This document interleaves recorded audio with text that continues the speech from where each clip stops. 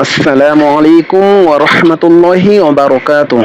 প্রিয় ভিউয়ার্স, আজ আমি আপনাদের সামনে হাজির হয়েছি নামাজের যে সানা পড়তে হয় সেই সানাটি নিয়ে, অর্থাৎ নামাজের নিয়ত বাঁধার পরেই যে সানাটি পড়তে হয় সেই সানাটি নিয়ে।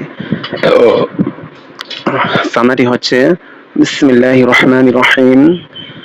সুবহানাকা আল্লাহুম্মা ওয়া বিহামদিকা ওয়া তাবারাকা ইসমুকা ওয়া তাআলা জাদ্দুকা ওয়া লা ইলাহা গায়রুক। দোয়াটির অর্থ হচ্ছে সুবহানাকা। সুবহানা অর্থ হচ্ছে পবিত্রতা ঘোষণা করতেছি। কাফ জবর কা অর্থ হচ্ছে আপনার। সুবহানাকা, আপনার পবিত্রতা ঘোষণা করতেছি। আল্লাহুম্মা, হে আল্লাহ।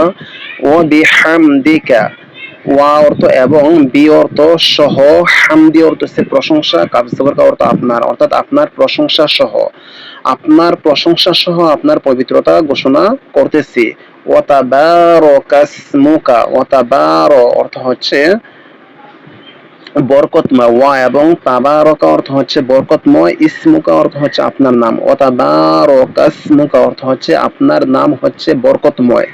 ওয়া তাআলা জাদ্দুকা, জাদ্দু অর্থ হচ্ছে সম্মান, মর্যাদা, শান, এমনটা বোঝায়। কাফ জবর কা অর্থ আপনার, অর্থাৎ আপনার সম্মান অথবা আপনার মর্যাদা হচ্ছে তাআলা। তাআলা অর্থ হচ্ছে সুউচ্চ এবং আপনার মর্যাদা হচ্ছে সুউচ্চ।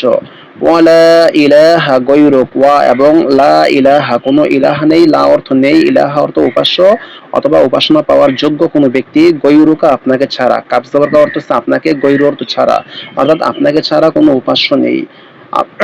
আসসালামু আলাইকুম ওয়া রাহমাতুল্লাহি ওয়া বারাকাতুহু।